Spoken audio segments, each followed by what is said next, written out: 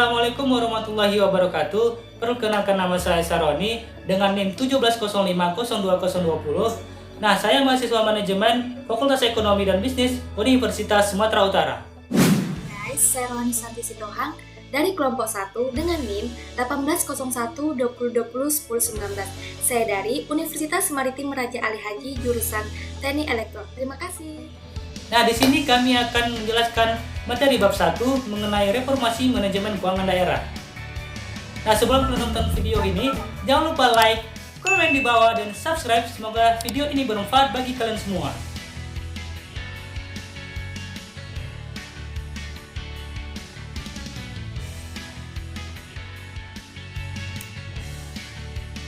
Apa itu manajemen keuangan daerah?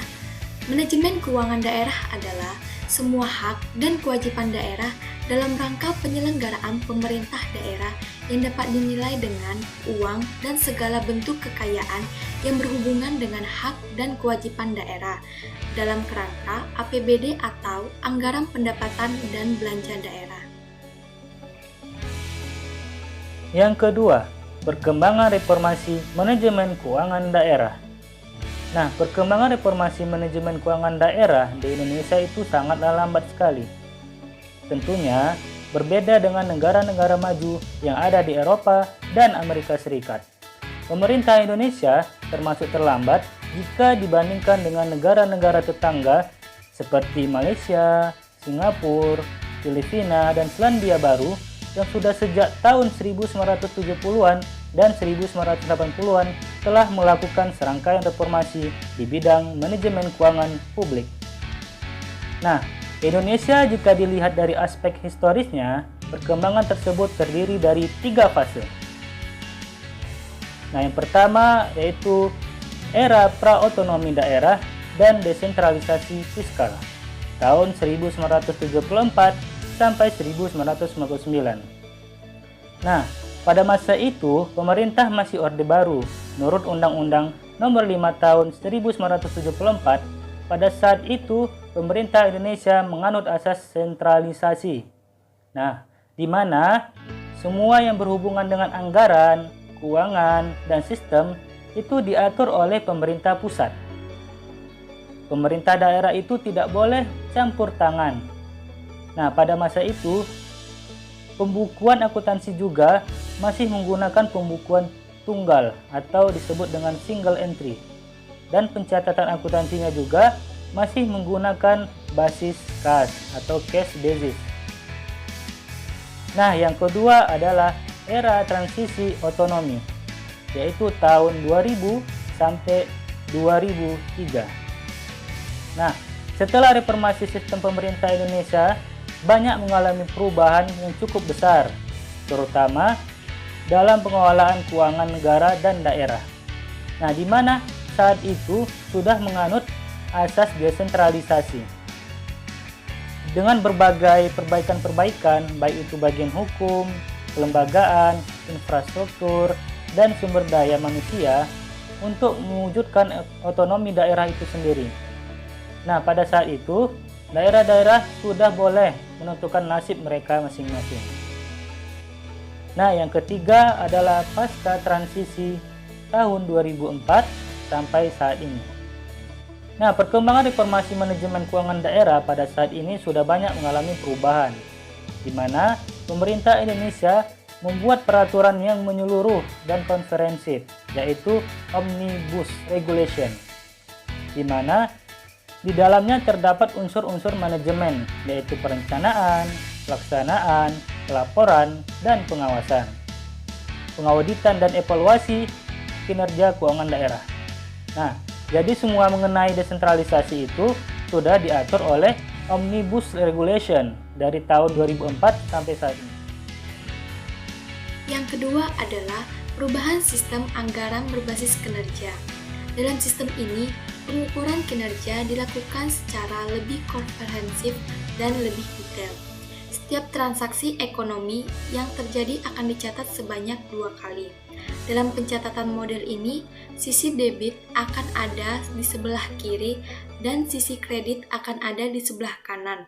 Untuk menghasilkan laporan keuangan yang lebih mudah dilakukan audit, pelacakan antara bukti transaksi dan keberadaan aktivasinya, hutang serta akuitas organisasi. Perubahan kelembagaan pengelolaan keuangan daerah.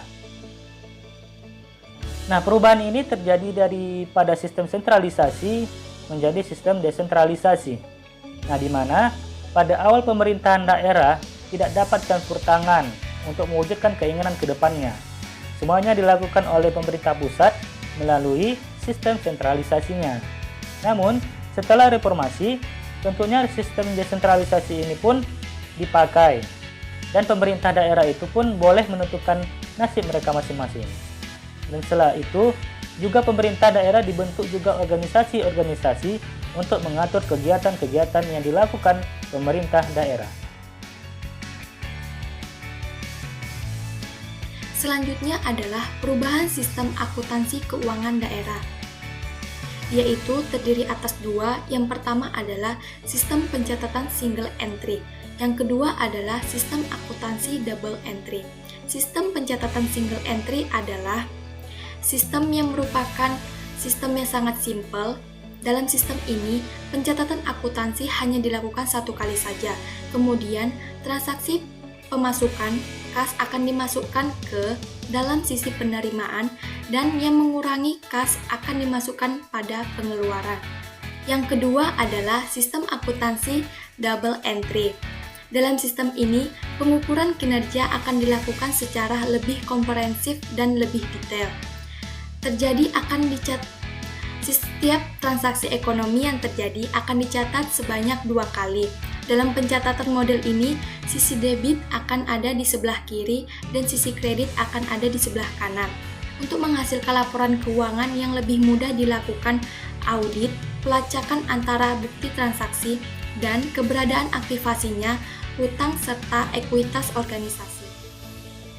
Perubahan basis pencatatan akuntansi. Nah, perubahan teknik akuntansi ini dari basis kas menjadi basis akrual ini bertujuan agar pemerintah daerah dapat menghasilkan laporan keuangan yang lebih dapat dipercaya, akurat, komprehensif, relevan untuk pengambilan keputusan ekonomi, sosial, dan politik. Nah, perubahan basis pencatatan akuntansi ini terdapat 4. Yang pertama itu adalah akuntansi basis kas, yang kedua akuntansi basis kas modifikasi, yang ketiga akuntansi basis akrual modifikasi, dan yang keempat akuntansi basis akrual. Jurnal pendukung pada bab reformasi manajemen keuangan daerah. Jurnal yang pertama yang kami dapat adalah Jurnal Reformasi Pengelolaan Keuangan Daerah, Implementasi Value for Money Audit sebagai antisipasi terhadap tuntutan akuntansibilitas publik, yang terdiri dikeluarkannya Undang-Undang Nomor 22 Tahun 1999 dan Undang-Undang Nomor 25 Tahun 1999 yang memberikan arti bagi proses reformasi lembaga sektor publik di Indonesia. Kedua undang-undang tersebut memberikan dasar bagi serangkaian reformasi kelembagaan dalam rangka menciptakan good governance, yaitu pemerintahan yang bersifat bersih, ekonomis, efisien, efektif, transparan, responsif, dan akuntabel. Pelaksanaan otonomi daerah dan desentralisasi ini menyebabkan semakin vitalnya lembaga audit pemerintah.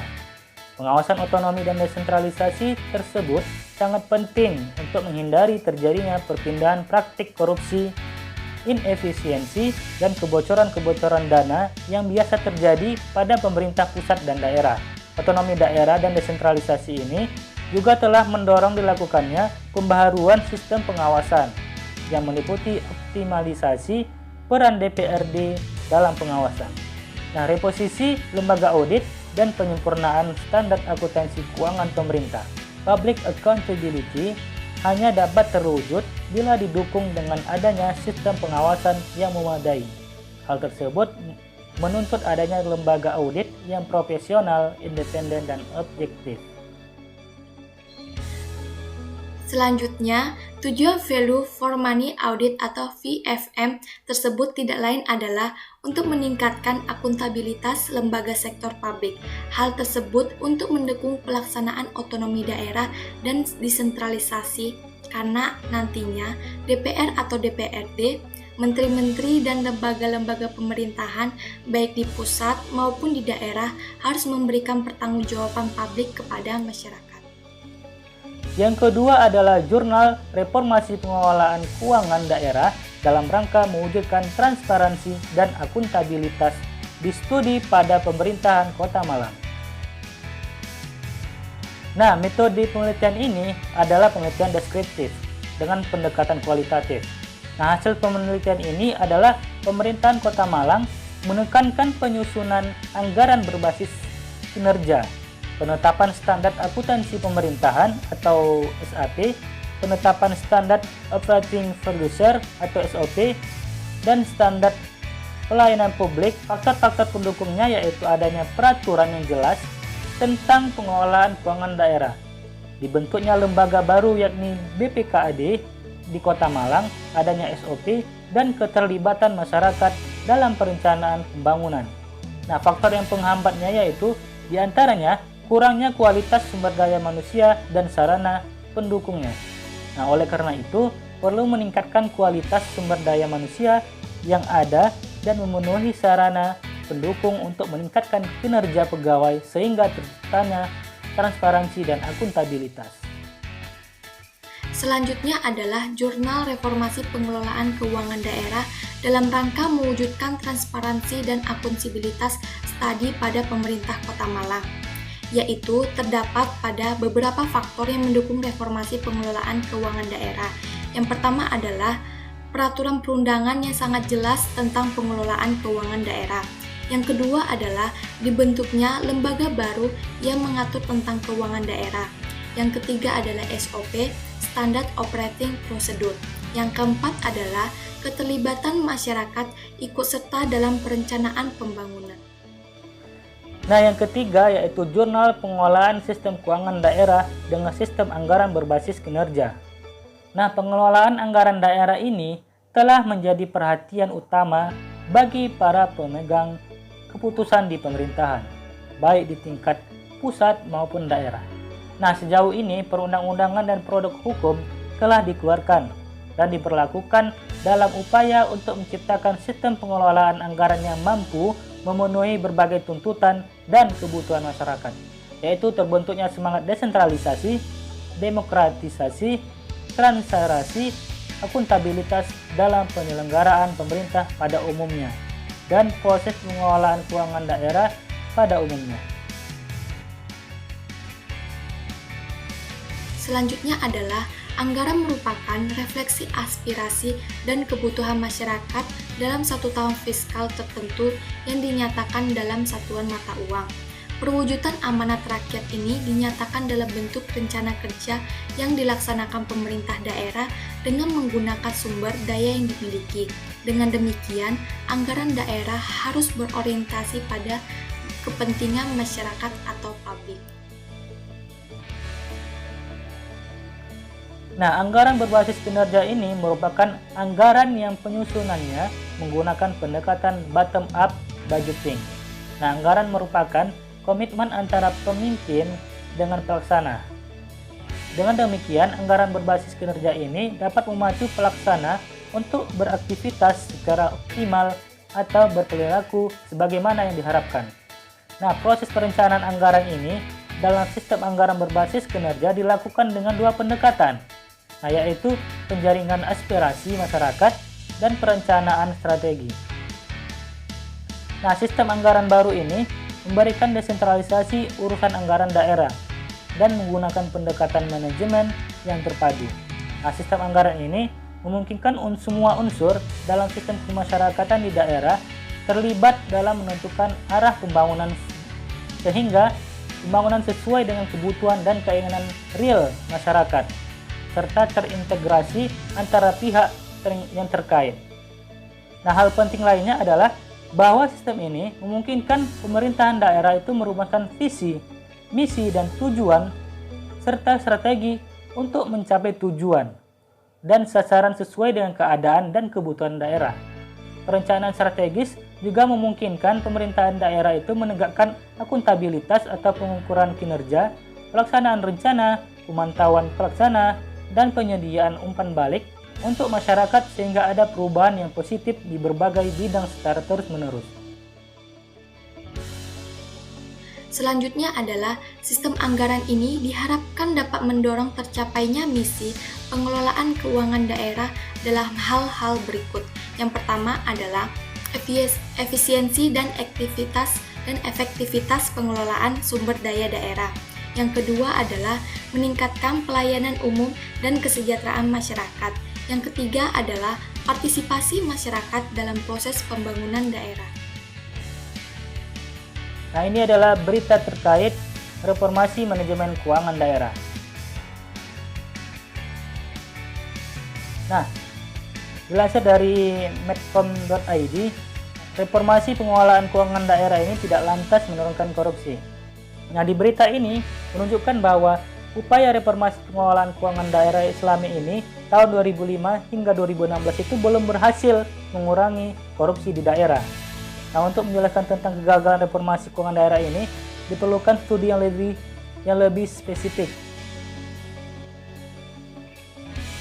Nah, untuk sementara waktu ada dua hal yang kemungkinan menjadi penyebabnya, yaitu warga tidak mau atau tidak mampu menggunakan informasi keuangan yang lebih baik untuk menuntut pertanggungjawaban dari pejabat publik.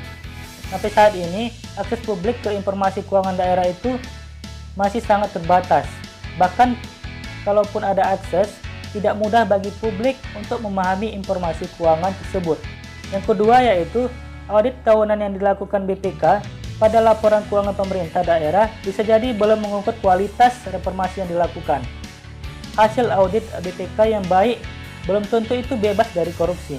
Contoh, yang paling sering terjadi adalah tindak pidana korupsi karena kasus suap atau gratifikasi. Seperti baru-baru ini melibatkan Menteri Sosial Juliari Batubara, Bupati Talaut Sri Wahyuni, dan lain-lain. Nah, kasus-kasus suap ini pun hampir mustahil terdeteksi dalam audit BPK karena seluruh transaksi bukan menjadi bagian dari laporan keuangan pemerintahan daerah. Solusi yang dapat dilakukan adalah yang pertama, transparansi keuangan daerah perlu ditingkatkan dan disajikan dengan lebih sederhana. Yang kedua adalah masih terkait transparansi mempublikasikan laporan hasil pemeriksaan atau LHP BPK atas LKPD. Dan ini merupakan sumber yang kami dapat berdasarkan presentasi bab 1 manajemen keuangan daerah. Sekian dan terima kasih.